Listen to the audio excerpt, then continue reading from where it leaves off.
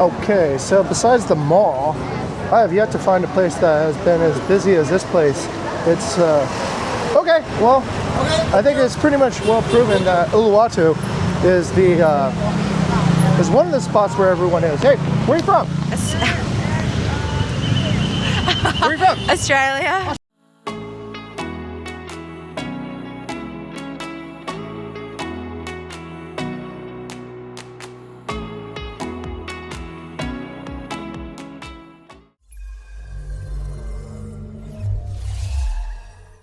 This is our first location for inspecting peak season in the South Kuta, Uluwatu area.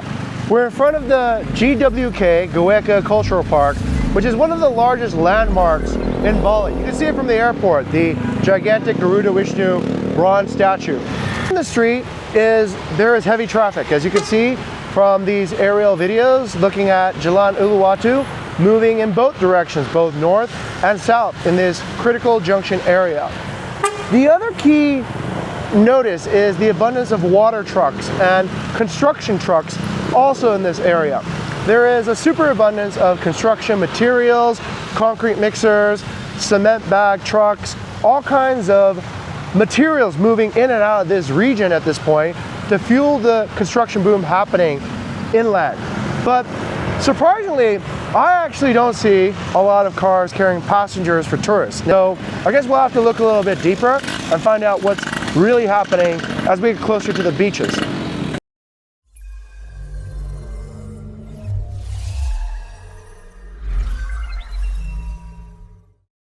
We're gonna drive all the way up to the Uluwatu Junction, which is a primary choke point here in Uluwatu. And you'll get to follow us from the sky and on the streets too as well, while I guess listening to my voice. All right, let's go. So we're going southbound on the GWK Park, from the GWK Park on Jalan Uluwatu, moving uphill.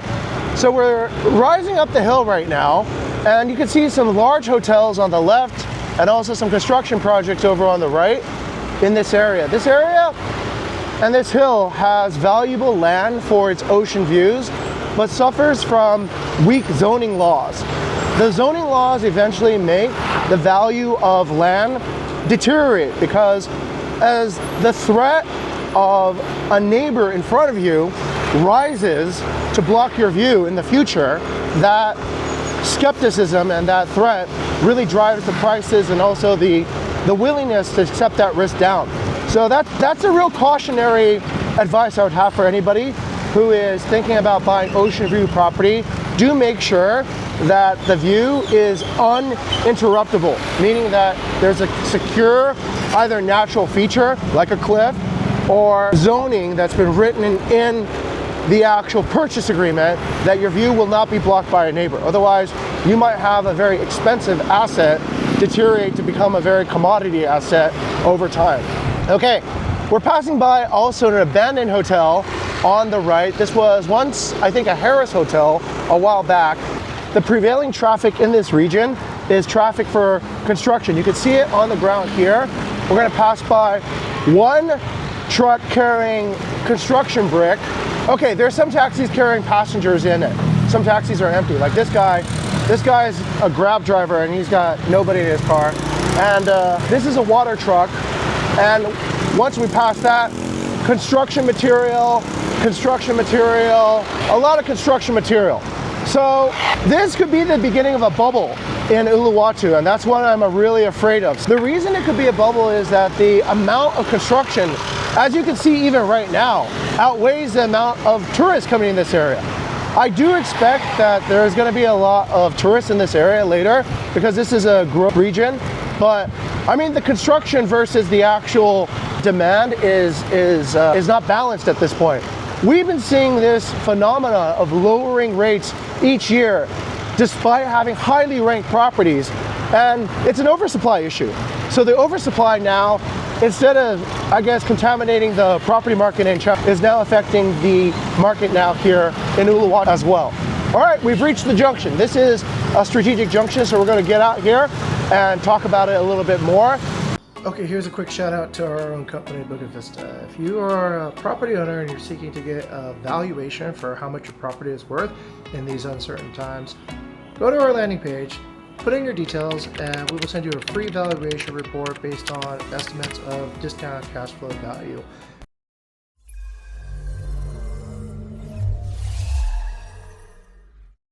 I know I've had pretty bad news about the proxy indicators for a long time, but I am happy to announce that one of the best proxy indicators probably in the area, this is of course Uluwatu Temple here in South Bali, is packed. The parking lots are full, in fact stretched over to the overflow parking lots. The stadium that hosts the Kechak dance is also full.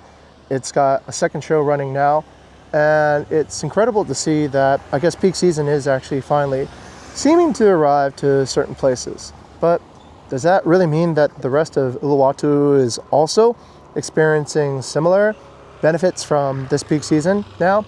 Well, let's go into a deeper dive on this. How peak season is making some businesses succeed while making others unaffected by the opportunity. The temple is not without competition. There is another Kechak dance and a third Kechak dance arena being built right now, as you can see from the aerial overheads. It's pretty common in Bali. Once, let's say, any popular thing has been discovered, you can be sure that there will be competition, and there will be also people who will try to copy the idea. Now, the Uluwatu temple right now does have structure. It has, let's say, authority. It's got like the actual real temple there. But I mean, some of these competitors over on the side can easily win by just providing, I think, a little bit better service, less congestion, less bureaucracy, and a more authentic experience. I would say the experience of Kechak and Uluwatu, while starting out authentic, has become more, it's kind of like a Disney park now, which makes sense. They need to scale, they need to industrialize, but a little bit lost touch with the original cultural flavor.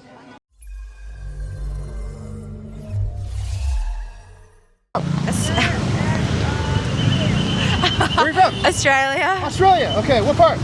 Adelaide. From? What's up, bro? I'm from Germany. Germany, okay, where are The you? United States. Sydney. Australia? Yeah. Okay, where are you from? Same. Sydney. Same, and you? Adelaide. Why are you guys in Uluwatu?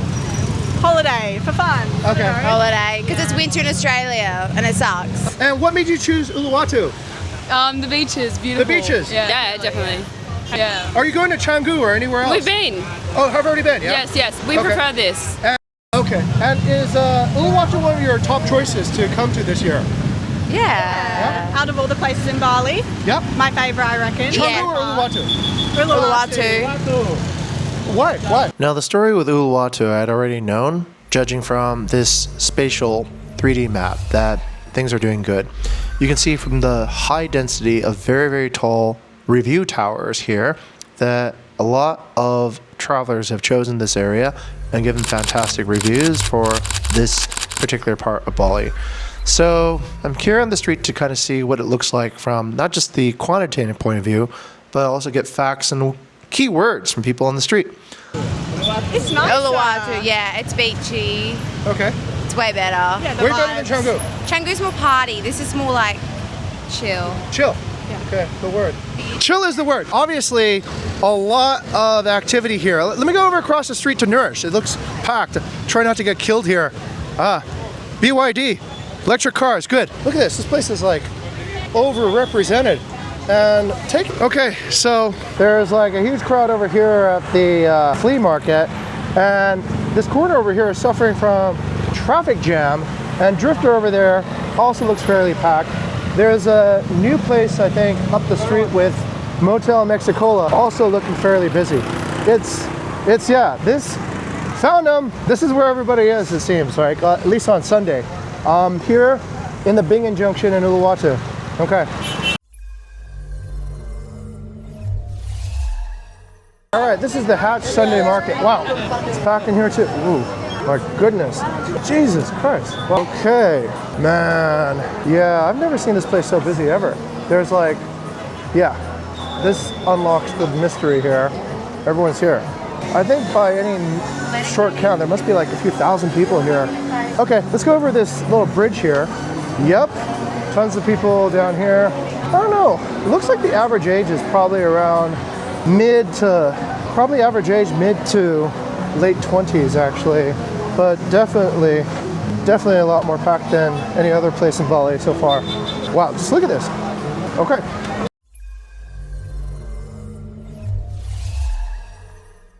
the third week of July and I'm starting here on the Sulabon area. This moment right now is pretty strategic. It's when a lot of people actually come out from sunsets and start their dining part of their day. So we're going to drive through this part of Uluwatu and pay attention to which businesses are busy and which businesses are empty. So we're starting from right here. All right, the first place worthy of note is by ours, Ama. Ama is a Buca Vista partner, but as you can see, they are fairly busy right now. So that business is doing good.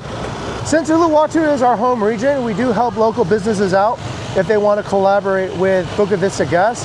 We oftentimes get somewhere between 100 to 200 check-ins a day. So that's about 200 or 300 people that need recommendations for where to go and what to do. Okay, this business behind me, across the road, this is Saltwater Cowboys. It looks a little bit crowded in the front for people smoking shisha. They look like they got a live band setting up, but pretty empty in the back. Pretty busy at this point. Looks like there's quite a lot of pedestrian traffic and there's some congestion even.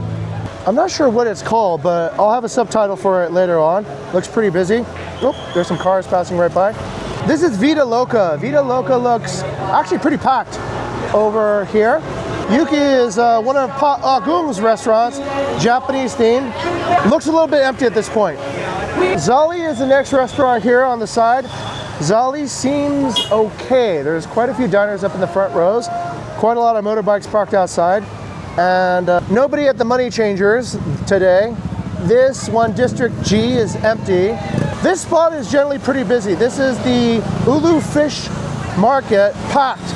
Yeah, Ulu Fish Market is doing a really good business right now. It's spilling out over to this side as well. Suka doing very good. Suka packed. Temple coming up, also very busy. Kind, just passed by Kind, kind of empty. Rip Curl is closed, empty. Mood by ours, a lot of bikes parked outside. It's much busier during lunchtime, but in the evening, it's okay. It's not completely empty, okay. Uluwatu Village, Gypsy Market, okay, packed, doing very good. Cantina Mexicana, oh, packed. Yeah, I got some ladies trying to cross the road. A lot of people here at the supermarket over on the right, Nati's. Supermarkets are doing a pretty good trade now.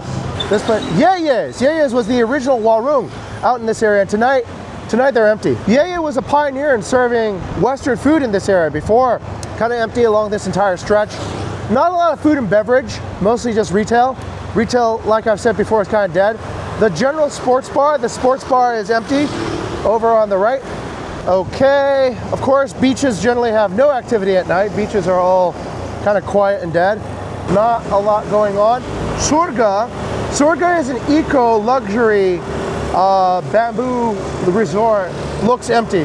I swung my head around and didn't look very full. It's just expensive, you know, and a lot of the people who come out to this area are looking for something more. Uluwatu is generally very Gen Z friendly. If you're a Gen Z, it does happen to excel in a lot of the things that you would want to do. I'm passing by one of the older areas that were first developed here, and they're all empty here. It's probably because a lot of the landlords still have raised the rent and kept it high. So most of the higher, more innovative brands, they prefer to start by believing in their own brand rather than a location, which is smart, because once you have a strong brand, you can pick any location. Okay, this is a Mediterranean restaurant doing very, very good. Now, I said retail doesn't thrive, but for some reason, retail is a little bit better here. I think it's the high density of pedestrian traffic in this area that makes it, these streets are really crowded with pedestrians. Buca Cafe, empty. Buca Cafe is a bit empty. There's another business by ours over here doing fairly good. Once again, we do, wow, packed. I do wonder if our partnership at Buca Vista with them helps, because they go on our Airbnb, and our Airbnb is seen by like millions of people, right? Because it's pretty highly ranked. So maybe as a side benefit to the actual booking business that we do, those businesses actually gain some benefit. Okay, this is Gabbett's Pub, doing pretty good, very busy as we are approaching Hatch. This retail area on the left is dead. There's not too much going on there. This is definitely a different thing. Look, we got people tripling up on this bike. 1, 2, 3. The bench coming up on the right side is packed full of motorbikes. Not sure what they do at the bench. This is the second time there's been a business. I looked inside, kind of empty actually. So just maybe bike parking. Another gypsy market here on the right. A lot of competition in the gypsy market space. Okay, the Hatch is ramping up a little bit for their nightlife. Nourish is really killing it right now. Yeah, Nourish is packed all day. Packed in the daytime, it's packed in the evening, it's packed for breakfast. Okay, we're gonna make a left turn here into Bingin. Motel Mexicola has opened. Wow, that's, I don't know, good or bad, but yeah, that's what it is. Wow, it's monumental. All right, there it is. End it right about there because we've reached pretty much the densest parts of here in Uluwatu where the commercial districts are, and we'll pick it up later.